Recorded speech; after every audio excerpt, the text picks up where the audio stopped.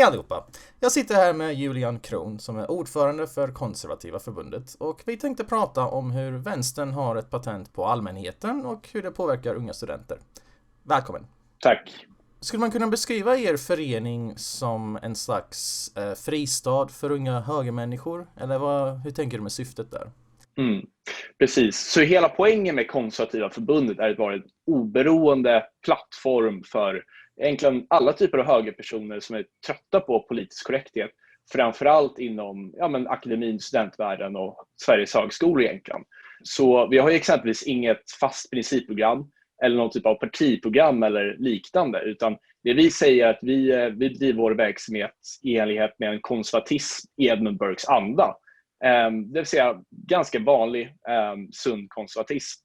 Och exakt hur man definierar det kan man egentligen diskutera. Det finns kanske inte ett entydigt svar på den frågan. Men det är kanske det som är syftet också. Att människor med olika perspektiv som är trötta på politisk korrekthet, som egentligen bara vill engagera sig, träffa likasinnade och skapa en förändring, får en plattform att göra det. Så det är i grund och botten konceptet med Konservativa förbundet då. Ni samlar alltså folk från KD och Moderaterna och SD i princip. Det är väl fristående från de grupperna kan man säga. Precis, så att det är primärt de tre partierna. Men det är även väldigt många oberoende personer som är oss och även en del personer från Medborgerlig Samling exempelvis. Så att det är verkligen de partierna, de grupperingarna som vi framförallt kör på. Hur har responsen varit från studenter? Upplever du att det finns ett stort sug efter det här? Alltså, jag tror att man måste se konservatismen lite grann i backspegeln för att kunna förstå hur konservatismen mottas av studenter i dagsläget. För tar man konservatismen historiskt så har den varit otroligt stukad egentligen. Man har ju, väldigt många har ju en nidbild av konservatism och associerar det med att om en person är konservativ så är den i praktiken emot allting som uppfattas vara kul. Medan det egentligen i själva verket är en skillnad mellan att vara konservativ privat, klär sig på ett visst sätt, vara på ett visst sätt socialt, och att ha politiskt konservativa åsikter som exempelvis är vara emot politisk korrekthet och så vidare. Så att det som jag har märkt är att oftast när man sagt ordet just Konservativa förbundet så har folk instinktivt blivit väldigt negativt inställda. Men när man faktiskt pratat med människor och förklarat vad man egentligen vill åstadkomma, då har inställningen egentligen varit helt annorlunda. Och en sak som vi lägger väldigt stort fokus på i vår verksamhet, det är egentligen just att demokratisera de olika institutionerna i samhället i stort, men framförallt inom universitetsvärlden. Och det kan handla om sådana saker som den litteraturen som man läser eller de perspektiven som väcks. Vad har studenterna för möjligheter att påverka det? Och är det så att studenterna har möjlighet att påverka det, hur kommer det sig att det är i nästan alla fall ett otroligt påtagligt vänsterperspektiv som verkligen dominerar lärosätena och det som lärs ut? Och det har ju faktiskt fått väldigt stort gehör, vill jag ändå påstå, på ett privat plan bland många människor, och många kan sympatisera med det. Men det är ju det första steget så att säga. Nästa steg är ju att faktiskt organisera sig och att åstadkomma den typen av förändring som man vill ha. Har ni sett en god tillväxt med medlemmar och så, eller har det liksom stannat av precis nu? Man kan säga att vi halvt grundades i september 2019. Då hade vi ungefär 5 medlemmar. Idag, ungefär 1 år senare, har vi nästan 1000 medlemmar över hela Sverige. Under den här perioden har vi också gått från att egentligen inte ha några lokalföreningar överhuvudtaget till att i dagsläget finnas i 7 olika län. Vi finns på 6 lärosäten i Stockholm, Lund, Uppsala, Halmstad, Göteborgs universitet, även många fler. Så att det har ju varit en gigantisk respons egentligen, och det vi har gjort det är ju inte att, så att säga, köra ner budskap i halsen på människor, utan helt enkelt att lyfta upp de orättvisor som sker, de åsiktskorridorer som existerar, och sagt att vi är en samling människor som alla tycker egentligen ganska olika om väldigt mycket, men vi kan ändå enas om att vi vill göra någonting kring det. Och det har många nappat på och verkligen uppskattat, och det är jäkligt kul faktiskt. Intressant, för när jag läste din intervju med Academic Rights Watch så sa du att ni hade 600 medlemmar, så det låter som att det går framåt det där. Jag vet precis vad du menar med att konservatismen är smutskastad i Sverige. Det har väl i princip mest varit SD som har drivit den riktningen över åren, och det blir lätt omvandlat till rasism, fascism, nazism. Att man liksom är för kärnfamiljen och sådana saker. Folk förstår inte riktigt varför man skulle kunna problematisera exempelvis hbtq-rörelsen eller abortfrågan. Det tycker jag är ganska intressant, för det finns ju inte direkt en fri debatt i Sverige kring vissa saker. Jag har ju märkt att konservatismen är underrepresenterad i politiken. Men hur har du märkt av det i skolorna liksom? Jag får många meddelanden från elever som säger att deras lärare uttrycker radikala vänsteråsikter helt enkelt. De får lära sig om strukturell rasism som en självklarhet och vita privilegier, och att SD ska införa koncentrationsläger och döda alla invandrare ifall de kommer till makten. Alltså det är helt sjuka anekdoter jag får hela tiden, varje år. Vad har du för exempel på lärare som har varit helt klart partiska? Ja, alltså det är ju väldigt mycket som du säger, att jag menar, i värsta fall, vilket inte alls är ovanligt, så är de här liksom, jag menar, extrema vänsterradikalerna. Och i bästa fall så kanske man associerar konservatism med en konservburk ifall, jag menar, läraren är lite schysst liksom. Men jag kan ju ta ett exempel att en av våra medlemmar på Stockholms universitet som läste en kurs där, han hade ju då en obligatorisk föreläsning där en av lektorerna läste upp en feministisk godnattsaga för att påvisa liksom hur bra det här var, och framförallt för att de tyckte det var väldigt viktigt. Och då satt alla studenterna där och blev tvingade att sitta och lyssna på det. Och det där hade alltså ingenting att göra överhuvudtaget med det faktiska innehållet i kursen som studenterna skulle lära sig. Det var bara lektorn som tyckte att det var en nice grej liksom. Och man kan ju ta ett annat exempel, att man har ju också en studentkår på Stockholms universitet. Och där har man ett sådant system att det är olika kårpartier som ställer upp och kandiderar i kårvalet då, helt enkelt. Och då är det exempelvis förbjudet att applådera under debatter, utan måste istället göra jazz hands, alltså så här. Därför att det upplevs som kränkande att applådera för sin egen kandidat i sitt eget parti. Så att det är otroligt mycket sjuka saker som smyger in sig överallt. Och just det som jag menar, vi konservativa förbundet försöker göra. Alltså ta exempelvis den här debatten när man inte får ens applådera till sin egen kandidat därför att det upplevs som kränkande. Jag menar, det vi kommer göra är att vi kommer dra dit och vi kommer att applådera för vår egen kandidat, och så får det helt enkelt leva med det. Så det finns sjukt mycket saker som händer, och det där är ju bara ett axplock alltså. Men då har vi inte ens börjat gå in på exempelvis socionomutbildningen och genusutbildningen. Alla saker som diskuteras där, de är ju knappast opartiska eller sanningssökande i alltså varenda gång. Det kan man inte riktigt påstå faktiskt. Jag har faktiskt aldrig hört det där med jazzhänderna i Sverige. Jag har sett att de gör det i riktigt sjuka universitet i USA, men att det har kommit hit visste jag inte faktiskt. Så du lärde mig något nytt där. Det märks även, jag får också klagomål från lärare som läser utbildningar som inte alls är politiskt lagda, liksom, om man vill bli historielärare exempelvis, eller liksom någonting med författarskap. De trycker in vänsterideologi lite överallt, verkar det som. Är det här någonting ni kommer kämpa för att motverka? Precis, och här tror jag liksom att man måste särskilja mellan två olika saker. Alltså, det finns ju feministiska teorier, det finns kultur- och mångkulturalism. Man kan tycka att de är dåliga. De är dåliga också. Men det är skillnad mellan att feministiska perspektiv och mångkulturalism ska genomsyra varenda aspekt i utbildningen. Så är det exempelvis idag i högstadium och gymnasium, att Skolverket har ett värdegrundsdokument, och den ska genomsyra varenda aspekt i hela utbildningen. Det står i det dokumentet. Och där uppmanas exempelvis att man ska vara normkritisk, man ska vara feministisk, man ska alltid beakta gröna perspektiv och så vidare och så vidare.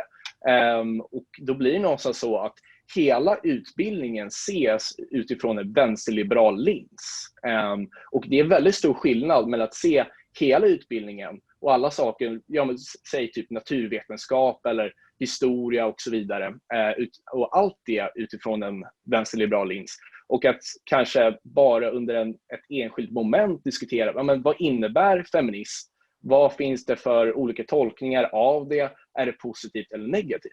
Det där är två helt olika saker som måste särskilja, och det är just när det tippar mot det första fallet, alltså att det genomsyrar varenda aspekt i hela utbildningen, som nu faktiskt på riktigt blir ett problem, och där man kan börja diskutera om, jag menar, på universiteten råder det faktiskt akademisk frihet fullt ut. Får man uttrycka vad som helst? Får studenterna faktiskt lära sig det de egentligen är berättigade att lära sig? Och när det kommer till högstadiet, jag menar, är skolan då faktiskt en oberoende institution som ska undervisa eleverna? Och i dagsläget är det inte så. Det är helt sjukt faktiskt att man lyckats politisera skolans innehåll på det sättet.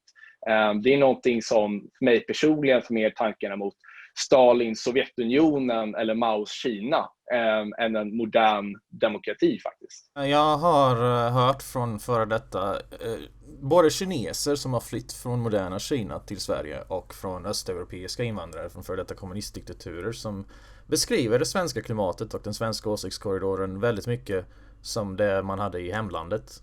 Så det här är, jag vet också att svenska skolor, arkitekten för svenska skolor lät sig inspireras av DDR, alltså Östtysklands kommunistdiktatur. Och det var ju någon rapport för ett tag sedan som visade att många läroböcker, alltså så här, samhällskunskap och bara vanliga läroböcker i skolor i högstadier är utformade efter en socialdemokratisk historiebeskrivning. Så man hittar sådana där små saker verkligen överallt, och det förklarar verkligen hur vi har fått en åsiktskorridor. För man tränar i princip unga människor till att bli miljöpartister. Så det är klart att det har påverkan på verkligheten, och då tänker jag mig att det ni gör är väldigt viktigt, för det blir ju liksom ett sätt för unga människor att någonting jag har märkt med åsiktskorridoren är att hela syftet verkar liksom vara att få folk att känna sig ensamma och tro att de är de enda som har höga värderingar och att ingen annan delar din verklighetsuppfattning.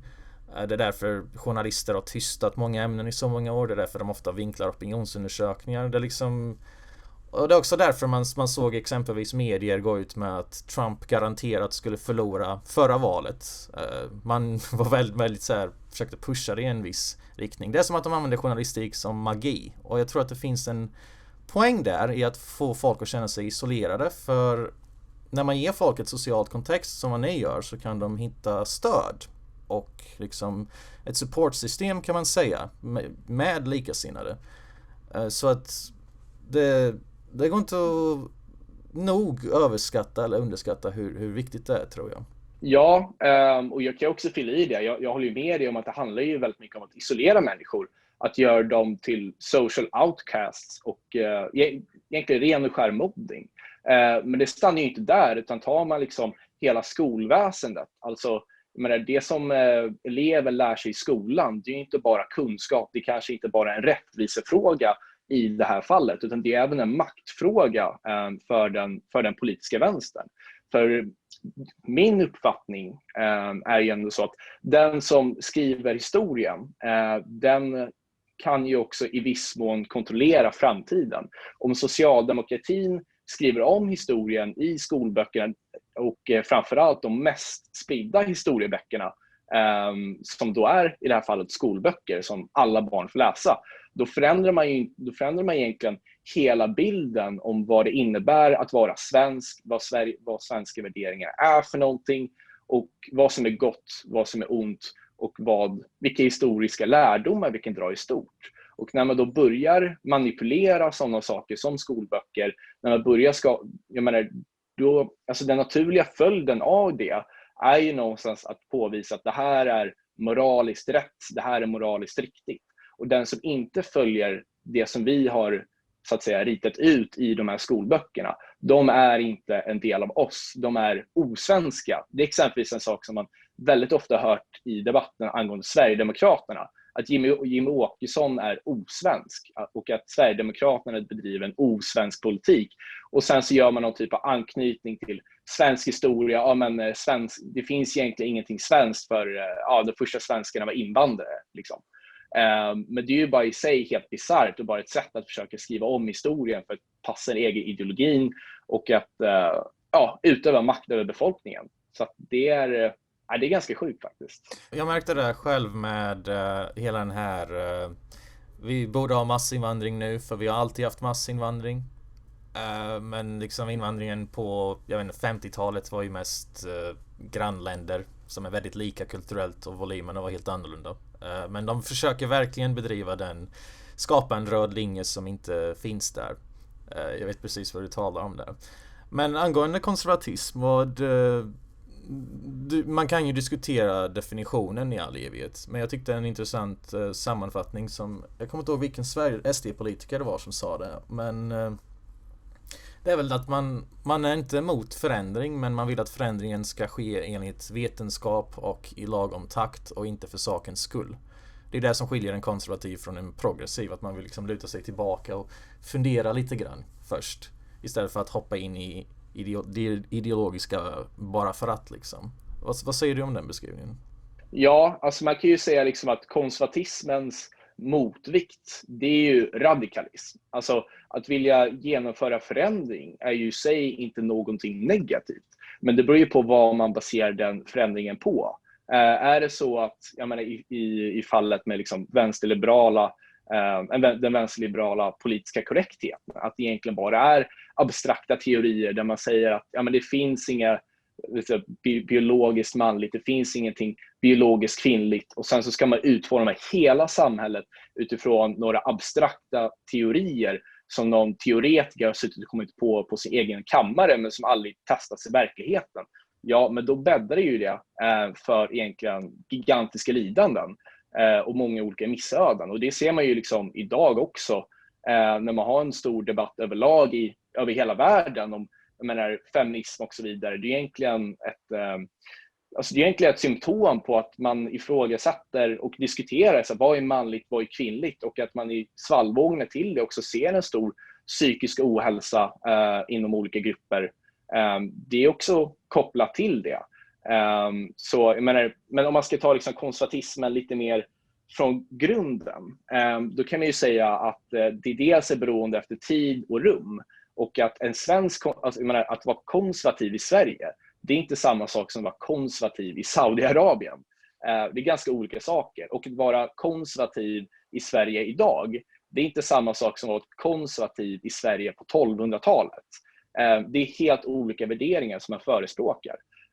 Så om man utgår utifrån det, då ser man ju liksom att konservatismen utgår utifrån de kulturella förutsättningarna vi har någonstans, alltså hur vi är som människor, men även vetenskapliga och rationella utvärderingar kring hur kan vi förbättra vårt samhälle utifrån det vi redan har. Det är väl kanske en kort sammanfattning kring konservatismen. Sen så kan man ju gå in i massa olika sidospår. Det finns väldigt många olika subgrupperingar inom konservatismen. Man har liberal konservatism, social konservatism och så vidare. Men det är väl en lite annan diskussion än den bredare konservatismen, så att säga. Jag håller med. Man kan diskutera. Det är en lång idétradition. Det finns mycket man kan diskutera där. Men kritiken mot PK-kulturen är ju ett grundväsen, kan man säga. Jag läste en artikel på Exakt 24 om att de menade på att ni är för vänster för att ni uteslöt en kille från Alternativ för Sverige. Vill du berätta vad som hände där och vad har ni för ramar kring vilka som får vara med där? Ja, alltså i grund och botten så handlar Konservativa förbundet om att sammanföra det konservativa blocket. Vi vill ha en konservativ regering 2022. Och så enkelt är det. Det är vårt överordnade mål. Sen så vill vi också bedriva konservativa opinion på universitet och lärosäten. Och anledningen till att AFS-are inte är välkomna i Konservativa förbundet, det är just att det är en avvägning i grund och botten vilka partier vi som organisation vill främja i grund och botten. Och det är ju så att om vi vill verka för ett konservativt block, då kan vi ju inte ha ett aktivt samröre med Alternativ för Sverige. Det är så verkligheten ser ut. Och jag vet också att i svallvågorna med att vi tog det här beslutet, så många exempelvis gjort en liknelse mellan Sverigedemokraterna 2015 och Alternativ för Sverige. Men då tycker jag också att man måste komma ihåg att skillnaden mellan Sverigedemokraterna och Alternativ för Sverige är att Sverigedemokraterna är representerade i praktiken varenda politisk församling över hela landet. Alla kommuner, alla regioner, de är Sveriges tredje parti, de sitter i riksdagen och så vidare och så vidare. Alternativ för Sverige finns inte med i en enda församling. De fick 0,4% i riksdagsvalet. Så att jämföra liksom, Sverigedemokraterna 2015 exempelvis med Alternativ för Sverige idag, det är en helt orimlig jämförelse. Skulle du säga att det finns något ideologiskt som skiljer er åt? Skulle du ens beskriva Alternativ för Sverige som ett konservativt parti? Nej, och de kallar sig inte själva för konservativa heller. De kallar sig själva för nationalister. Och det är någonstans här som ett väldigt enkelt missförstånd kan uppstå egentligen. För det finns ju ett grundläggande drag av nationalism i konservatism. Men det som är skillnaden mellan konservativa och nationalister är ju så att säga att, alltså framförallt om man tar i fallet Alternativ för Sverige, så drar man det så att säga till sin extrem och tar bara såna här fraser man har som egentligen går ut på, vad de säger, svenskar är vita. Och det är någonstans ett konstaterande som man kan göra, och det är mest för att göra vänstern till åtlöje och att det är bara ett skämt, det förstår vem som helst.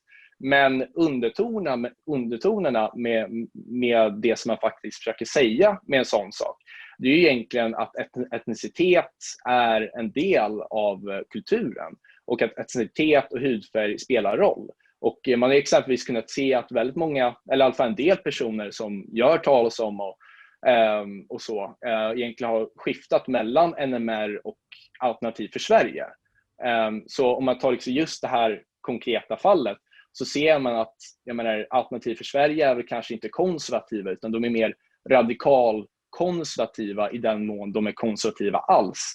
Och det är ju kanske, alltså radikalkonservatismen, där kanske man drar konservatismen till sån spets att det knappast kan betraktas som konservatism längre, utan då är det mer andra, mer totalitära eller auktoritära rörelser som man talar om. Och i det här sammanhanget kan det också vara viktigt att skilja mellan auktoritativ och auktoritär. Att staten har befogenheter att göra saker, och att när staten säger att någonting ska bli av, det är att staten är auktoritativ.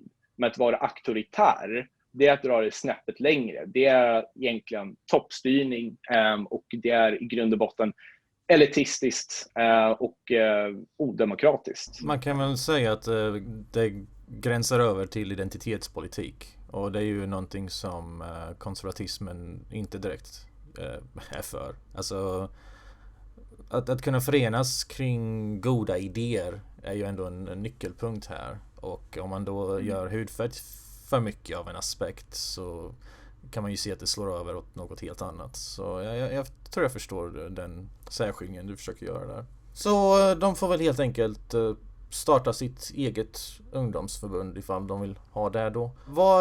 Vad kan folk göra för att hjälpa till det med ert projekt och nå ut till dig, och liksom, kan man starta upp sina egna kapitel? Hur funkar det här exakt? Vi är en ideell förening, och allting vi gör, det är egentligen eldsjälar lokalt som faktiskt vill åstadkomma den här förändringen, som engagerar sig och faktiskt gör något åt saken istället för att sitta och gnälla. Och det mest konkreta man kan göra, det är att bli medlem hos oss. För det är ju så att oavsett vad man tycker om statliga bidrag och så vidare, så är det så att har en organisation 1000 medlemmar, då är man berättigad till statsstöd faktiskt från Myndigheten för ungdoms- och civilsamhällesfrågor heter det igen. Så det är något som vi jobbar väldigt aktivt med. Så om man vill supporta oss utan att kanske göra någonting fysiskt eller allt för mycket, så skulle jag verkligen uppmana dig att gå in på vår hemsida och skriva upp dig som medlem. Men är du intresserad istället att faktiskt göra någonting mer aktivt och faktiskt åstadkomma en förändring mer konkret, då skulle jag rekommendera dig att först bli medlem. Och sen så helt enkelt kontakta oss. Vi har en del Facebookgrupper och så vidare. Så slussar vi in dig dit. Kanske träffa mig eller någon annan företrädare på en fika. Vi snackar lite allmänt. Så kan du helt enkelt engagera dig i antingen en av våra befintliga lokalföreningar, eller så startar vi upp en ny lokalförening på platsen som du studerar eller där du bor. Så tar vi det därifrån. Men allt arbete är ideellt, och vi är alla likasinnade. Och jag vet att många brukar tveka mot att engagera sig i politiska organisationer överlag, därför att de vet inte riktigt om de passar. Det känns stort, det känns nytt, det känns främmande. Men det jag tror att man måste komma ihåg, att egentligen alla människor nästan som är med i sådana här politiska organisationer, det är bara vanliga människor som har en viss åsikt och som vill göra någonting åt det. Så att jag tycker inte alls att man ska känna att det är så pass höga trösklar, utan tvärtom, trösklarna är väldigt låga faktiskt.